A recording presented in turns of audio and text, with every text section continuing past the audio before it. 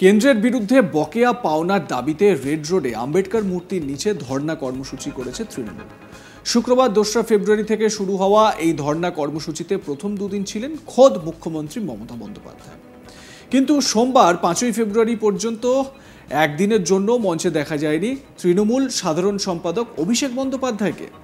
এ বিষয়ে সোমবার ভাঙড়ের বিধায়ক নওশাদ সিদ্দিকীকে জিজ্ঞাসা করা হলে তিনি জানান, অসুস্থ হয়ে থাকলে তিনি অভিষেক বন্দ্যোপাধ্যায়ের দ্রুত সুস্থতা কামনা করছেন, কারণ ডায়মন্ড হারবার থেকে ভোটে দাঁড়িয়ে তিনি অভিষেক বন্দ্যোপাধ্যায়কে হারিয়ে কালীঘাটে ফেরত পাঠাতে চান।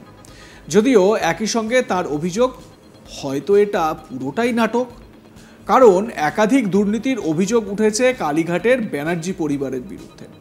এছাড়া তৃণমূল নেত্রীর সঙ্গে তৃণমূল সাধারণ সম্পাদকের মনোমালিন্যের বিষয়টি তো রয়েইছে। তাই হতেই পারে এইসব কারণে অভিষেককে দেখা যায়নি রেড রোডের ধর্ণা মঞ্চে। নওশাদ কি বলছেন এ বিষয়ে শুনে নিন তার মুখেই।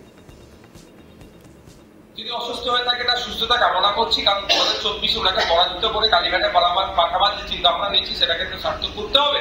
আর দ্বিতীয় হচ্ছে, এটাও তো হতে পারে একটা নাটক চলছে, যেভাবে একটার পর একটা দুর্নীতিতে কালীঘাটে ব্যানার্জি পরিবার জড়িয়ে যাচ্ছে, বা যার নাম আপনারা নিলেন তিনি জড়িয়ে যাচ্ছেন, কিছুটা হলো তিনি লাইট থেকে দূরে সরে থাকার জন্য বা নিজেদের মধ্যে একটা মনোমালিন্য হচ্ছে, দেখি অন্তত সমালোচনা থেকে দূরে সরে থাকার জন্য, এটাও তো নাটক হতে পারে। টিএমসি বারবার দাবি করেছে কেন্দ্র বিভিন্ন সামাজিক প্রকল্পে রাজ্যের বকেয়া টাকা আটকে রেখেছে। কোন কোন খাতে রাজ্যের কত টাকা আটকে রেখেছে কেন্দ্র, সে ব্যাপারে একটি শ্বেতপত্র পেশ করার দাবি জানিয়েছেন নওশাদ। তার মতে 1,96,000 কোটির মতো বিপুল অঙ্কের টাকা অ্যাকাউন্টে পাঠাতে পারে, অথচ কেন্দ্রের বিরুদ্ধে কিছু টাকা খরচ করে কোর্টে যেতে পারে না রাজ্য সরকার। নওশাদ গুরুত্বপূর্ণ একটি পয়েন্ট তুলেছেন এক্ষেত্রে, শুনুন কি বলছেন তিনি। স্বাভাবিক ব্যাপার, এটা তো মধ্যে কোনো পয়েন্ট অফ কিছু ব্যাপার না, ইউসি দেবে বকেয়া দেবে।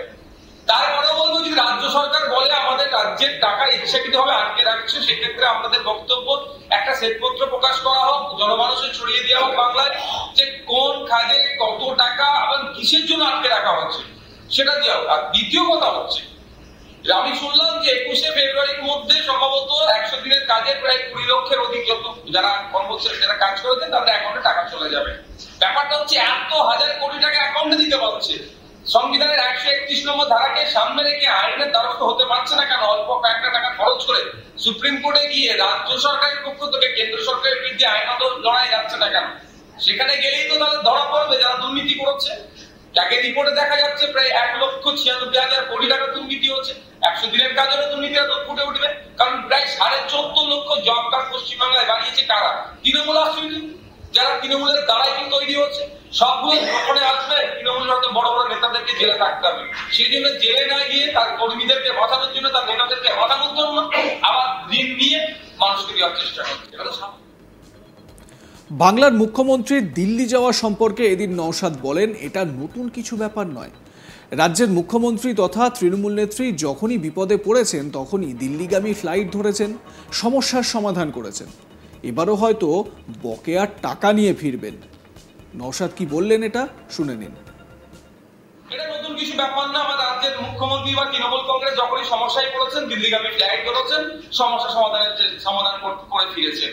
যখন রাজীব কুমার সাহেব যখন কলকাতা সিপি ছিল, তখন আমরা দেখেছিলাম ধর্নার পরে তিনি দিল্লিগামী ফ্লাইট ধরেছেন। বিভিন্ন সময় এজেন্সি যখন তৎপরতা দেখিয়েছেন, তখনই তিনি দিল্লিগামী ফ্লাইট ধরেছেন, সমস্যা সমাধান করে এসেছেন।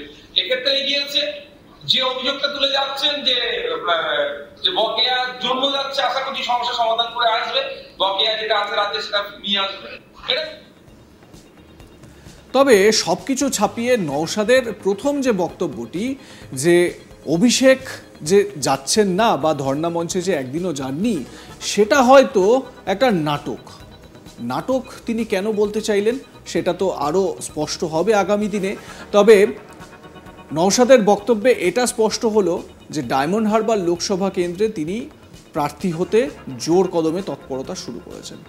আপনারা হয়তো বিভিন্ন খবরে দেখেছেন, সোশ্যাল মিডিয়ায় হোক বা বিভিন্ন খবরে, নওশাদ সিদ্দিকী ডায়মন্ড হারবারে গিয়েছেন, নওশাদ সিদ্দিকী বনগাঁয় গিয়েছেন। যেখানে যেখানে যাচ্ছেন সেখানে নাকি প্রচুর মানুষ তারা আইএসএফে জয়েন করছেন বা আইএসএফে যোগদান করছেন, এবং যেখানে যেখানে তৃণমূলের বিরুদ্ধে কড়া টক্কর দেওয়ার একটা ব্যাপার রয়েছে, সেখানে সেখানে নওশাদ সিদ্দিকী পৌঁছে যাচ্ছেন, এমনটাই কিন্তু জানতে পারা যাচ্ছে। নওশাদের মতে 1,96,000 কোটি টাকা, বিপুল অঙ্কের টাকা অ্যাকাউন্টে পাঠাতে পারে, অথচ কেন্দ্রের বিরুদ্ধে যে সমস্ত খরচ করা, যে টাকা খরচ করে কোর্টে যেতে পারে না রাজ্য সরকার। তার কারণ নওশাদ বলতে চাইছেন যে যদি রাজ্যের যে দাবি দেওয়া, সেই দাবি দেওয়া না মেটাতে চায় কেন্দ্রীয় সরকার বা সেই টাকা না দিতে চায়, তাহলে আদালতের রাস্তা খোলা আছে, তো সেখানে যাক না কেন।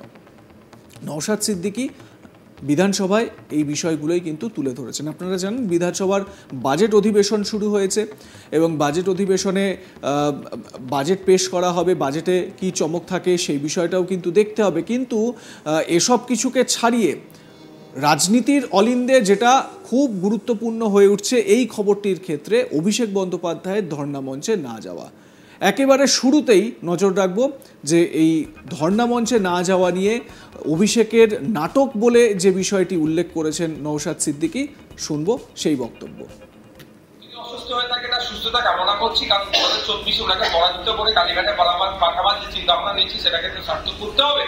আর দ্বিতীয় হচ্ছে, এটা তো হতে পারে একটা নাটক চলছে, যেভাবে একটার পর একটা দুর্নীতিতে কালীঘাটে ব্যানার্জি পরিবার জড়িয়ে যাচ্ছে, বা যার নাম আপনারা নিলেন তিনি জড়িয়ে যাচ্ছেন, কিছুটা হলো তিনি লাইট থেকে দূরে সরে থাকার জন্য বা নিজেদের মধ্যে একটা মনোমালিন্য হচ্ছে, দেখি অন্তত সমালোচনা থেকে দূরে সরে থাকার জন্য, এটাও তো নাটক হতে পারে। যদি অসুস্থ হয়ে থাকে, এটা সুস্থতা কামনা করছি, কারণ 2024 ওনাকে পরাজিত করে কালীঘাটে পাঠাবার যে চিন্তা ভাবনা নিচ্ছি সেটাকে তো সার্থক করতে হবে।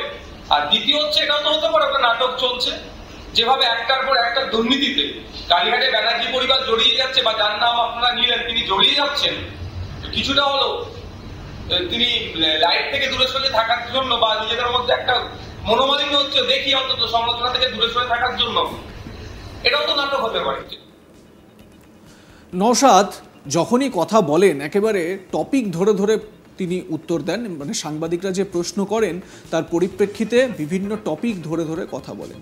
তিনি বলছেন যে তৃণমূল কংগ্রেস বারবার দাবি করেছে কেন্দ্র বিভিন্ন সামাজিক প্রকল্পে রাজ্যের বকেয়া টাকা আটকে রেখেছে। আপনারা বিভিন্ন সময় মমতা বন্দ্যোপাধ্যায়কে এটা বলতে শুনেছেন। মমতা বন্দ্যোপাধ্যায় এই কেন্দ্রীয় বঞ্চনার বিরুদ্ধে কলকাতায় ধর্নাও করলেন, ধর্না কর্মসূচিও করলেন। কোন কোন খাতে রাজ্যের কত টাকা আটকে রেখেছে কেন্দ্র, সে ব্যাপারে একটি শ্বেতপত্র পেশ করার দাবি জানিয়েছেন নওশাদ সিদ্দিকী। তার মতে 1,96,000 কোটি টাকার মতো বিপুল পরিমাণ অঙ্কের টাকা অ্যাকাউন্টে পাঠাতে পারে, অথচ কেন্দ্রের বিরুদ্ধে কিছু টাকা খরচ করে কোর্টে যেতে পারে না রাজ্য সরকার। নওশাদের বক্তব্য এমনই। আপনাদের মতামত কি এই খবর সম্পর্কে জানাতে ভুলবেন না কমেন্ট সেকশনে। দেখতে থাকুন আজ তাক বাংলা।